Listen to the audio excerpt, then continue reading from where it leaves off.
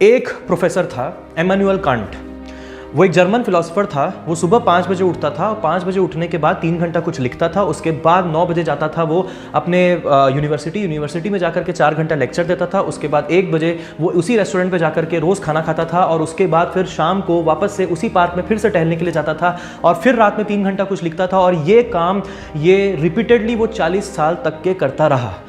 ये जो professor Immanuel Kant जिसकी मैं बात कर रहा हूँ, ये 1724 में पैदा हुआ और 1804 में इसकी मृत्यु हुई। 80 साल तक जिया, उसमें से 40 साल तक उसने यही काम किया। था ना बहुत ही बड़ा बोर भरा इंसान, मतलब बोरियत उसके अंदर से फूट फूट कर निकलती है। लेकिन ये डिसाइड करने वाला कि वो बोरियत से भरा हुआ इंसान था कि नहीं, वो आप कौन होते हो। तो ये जो ब्रूटल टॉक है, ये ब्रूटल टॉक इसी पे बेस्ड है कि ये होते कौन हो आप, ये डिसाइड करने वाले। क्यों ऐसा हो रहा है हमारे साथ कि हमने उस बंदे को सीधा एक बोरिंग का टैग दे दिया। ये पेन और प्लेजर क्या हो रहा है, बात को बड़े ध्यान से समझिएगा, बहुत इंपॉर्टेंट है आपके लिए। अगर आप ये चीज़ को समझ गए जो मैं आज समझाने वाला हूँ ना, इसके बाद आप अपने चीज़ों को पेन और प्लेजर में तौलना छोड़ दोगे और उसके बाद आप अपने काम पे फोकस होने की पूरी तरीके से कोशिश करने लग जाओगे। करोगे नहीं करोगे पूरा तो वो तो आपके ऊपर है, लेकिन हाँ ये गारंटी दे रहा हूँ कि सोचने को तुमको बहुत कुछ मिल जाएगा। बात समझो, जब हम छोटे होते हैं हमारे पास एक्सप्लोर करने के लिए बहुत कुछ होता है। मतलब इतनी सारी चीज़ें होती हैं कि भाई ये क्या चीज़ है, इसको छू के देखूं, यहाँ पे ये पंखा क्या है, कैमरा क्या है, इन सब चीज़ों को, मतलब एक छोटा बच्चे को अगर मैं यहाँ पे लेके आऊँगा ना, उसके पास एक्सप्लोर करने के लिए अपॉर्चुनिटीज़ बहुत ज़्यादा हैं।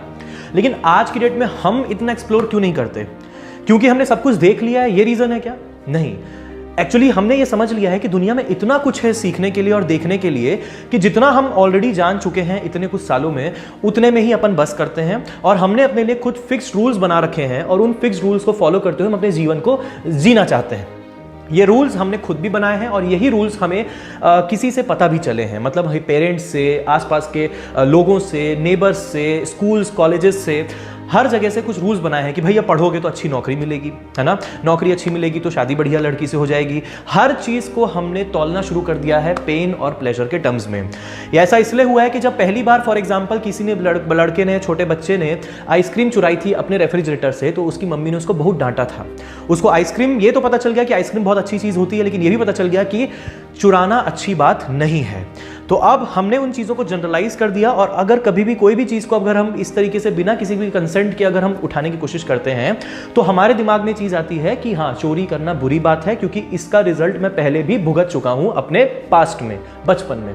तो बचपन से जो हमारे सेट ऑफ रूल्स बन जाते हैं उनको हम लोग थ्रू आउट लाइफ फॉलो करते चले जाते हैं, वो चाहे मॉरली सही हो या फिर वो मॉरली गलत हो।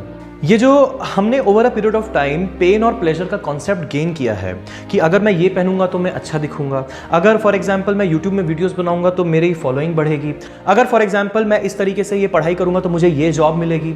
तो हर चीज़ को हमने पेन और प्लेजर के तरीकों से नाप तौल दिया है। एक तरीके की ये ट्रांजैक्शन है, बार्गेनिंग है कि अगर मैं ऐसा करूंगा तो ही मेरे साथ ऐसा होगा। तो ऐसे में जो भी काम हम लोग कर रहे हैं, it is ultimately a means to a pleasurable end. कहीं ना कहीं हर काम को करने का जो एंड है ना, वो प्लेजरेबल है। और ये जो प्लेजर की डेफिनेशन हमें मिली है, ये हमारे बहुत ही पास्ट से मिली है। अब वही इमैनुअल कैंट पे मैं आता हूँ जहाँ से हमने स्टार्ट किया था, कि जहाँ पर हमें लगा कि वो तो भारी बोरिंग आदमी है, his life is so boring, right, his life is so much boring कि भाई वो क्या ही कर रहा है 40 साल तक के। लेकिन मैं आपको एक बात बता दूं, इमैनुअल कांट वो फिलोसोफर थे जिन्होंने वर्ल्ड को डेमोक्रेसी की परिभाषा समझाई, जिनकी वजह से आज इंडिया आप कह सकते हो एक डेमोक्रेटिक कंट्री है, क्योंकि डेमोक्रेसी की परिभाषा उन्होंने दी। उसके अलावा एनिमल्स के साथ बिहेवियर कैसा होना चाहिए वो उन्होंने लोगों को समझाया। उस समय तक के लोग एनिमल्स को बहुत ही हीन दृष्टि से देखते थे। एनिमल राइट्स के बारे में सबसे पहली बार उन्होंने बताया। He was so much a big philosopher, जो कि बड़े बड़े किंगडम्स, बड़े बड़े कॉन्स्टिट्यूशंस को चलाने में उनकी फिलोसफीज को वहाँ से लिया गया। तो ऐसे में आप ये समझिए कि वो बंदा जो 40 साल तक के एक ही काम कंसिस्टेंटली किया, वो बोरिंग नहीं था, वो आज जो हम जी रहे हैं उसका वो फाउंडेशन बना करके चला गया। और उस फिलोसोफर ने भी अपने बारे में यही कहा कि I don't think life as a transactional bargain. मैं कोई बार्गेनिंग करने नहीं आया हूँ लाइफ में कि अगर मैं ये करूंगा तो मुझे ये मिलना चाहिए, अगर मैं पबजी खेलूंगा तो मुझे आनंद आना चाहिए।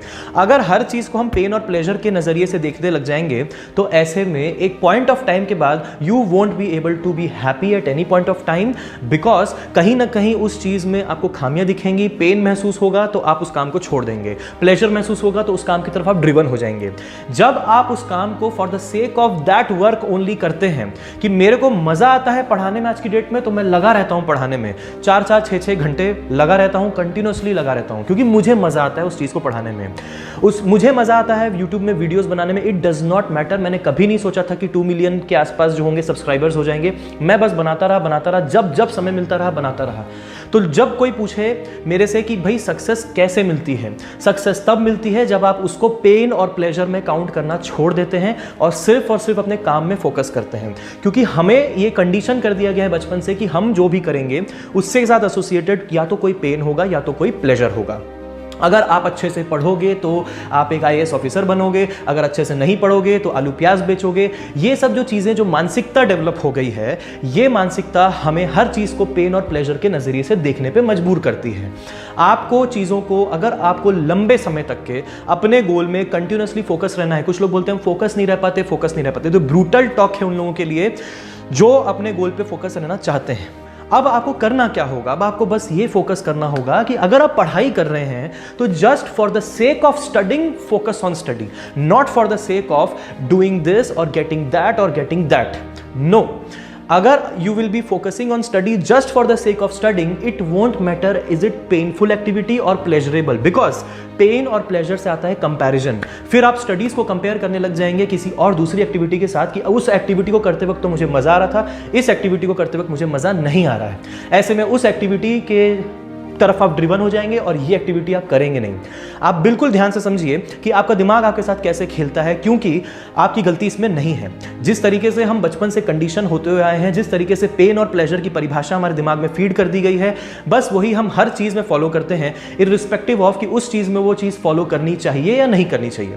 ऐसा नहीं है कि आपको किसी भी चीज़ में पेन या प्लेजर नहीं देखना चाहिए, लेकिन लाइफ के जो ज़रूरी काम है जो आपको करने हैं, वहाँ पे आपको पेन और प्लेजर पे फोकस नहीं करना चाहिए। वहाँ पे for the sake of that learning only आपको वो काम करना चाहिए।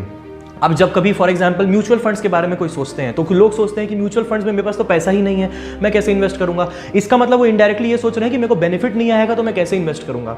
For the sake of understanding कि म्यूचुअल फंड्स वर्क कैसे करते हैं, आप उनके बारे में पढ़ सकते हैं। स्टॉक मार्केट फंक्शन कैसे करता है, आप उसके बारे में पढ़ सकते हैं। Just for the sake of getting the knowledge. अगर वो थर्स्ट होगी नॉलेज की हो, या फिर वो थर्स्ट होगी, जैसे मान लो कोई बोलता है मैं ओवरवेट हूं, तो प्रॉब्लम है ओवरवेट, लेकिन उसका सॉल्यूशन क्या है? उसका सॉल्यूशन है कि अगर आप इन चीज़ों को छोड़ देंगे जो आपको प्लेजरेबल लगती हैं, थोड़ा सा पेन की तरफ आएंगे, तो आपका वेट धीरे धीरे कम होना शुरू हो जाएगा, 100% होगा। लेकिन आपको ऐसा करने के लिए प्लेजर और पेन को तोलना बंद करना होगा। ऐसे में just for the sake of enjoying that activity वो करनी पड़ेगी। जब तक आप ये एंजॉइंग करने वाला जो सिस्टम है वो सीखेंगे नहीं, समझेंगे नहीं, तब तक आपको आपके काम की चीज़ हमेशा पेन ही लगेगी और बाकी चीज़ें जो आपके काम की नहीं है वो प्लेजरेबल ही लगेंगी। ऐसा क्यों होता है कि हमेशा खराब चीजें ही प्लेजर देती हैं? क्योंकि ऐसा इसलिए होता है क्योंकि उनको करने में आपको बहुत ज्यादा एफर्ट नहीं लगाना पड़ता, बहुत सारे स्किल्स नहीं लगाने पड़ते। आपको पबजी खेलने के लिए बहुत ज़्यादा स्किल्स की ज़रूरत नहीं है, मोबाइल में व्हाट्सएप में चैटिंग करने के लिए बहुत ज़्यादा स्किल्स की ज़रूरत नहीं है। वो ऑब्वियसली एंजॉइंग एक्टिविटीज़ हैं जहाँ से आपको डोपामिन रिलीज हो जाता है। लेकिन वहीं अगर वो काम अगर आपको बोला जाए जो आपके कंफर्ट जोन से बाहर है, तो वहाँ पर आपको पेन महसूस होता है क्योंकि आप उसमें एक्सपर्ट नहीं हैं। जब आप उस काम में एक्सपर्ट नहीं हैं तो आप कोशिश करते हैं कि उसको जल्दी से जल्दी निपटाया जाए या फिर उससे बचकर कहीं ना कहीं जाया जाए। अगर आप उससे इस तरीके से बचकर जा रहे हैं तो कहीं ना कहीं आप पेन से भाग रहे हैं। मतलब ये है कि आप उस एक्टिविटी को पेन या प्लेजर में तोल रहे हैं। अगर जिस दिन आप ये पेन और प्लेजर के बीच में अपनी इंपॉर्टेंट टास्क को वैल्यू करना छोड़ देंगे, मैं सिंपल सी ब्रूटल भाषा में कहूं, अपनी जिंदगी को बार्गेन करना छोड़ देंगे, तब आप असली मायने में जीना स्टार्ट कर देंगे। और यही है इस पर्टिकुलर टॉक का पूरा मतलब।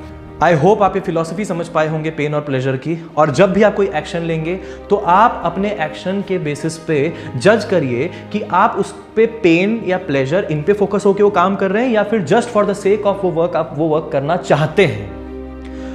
बहुत बहुत शुक्रिया इस वीडियो को पूरा देखने के लिए। जय हिंद, वंदे मातरम।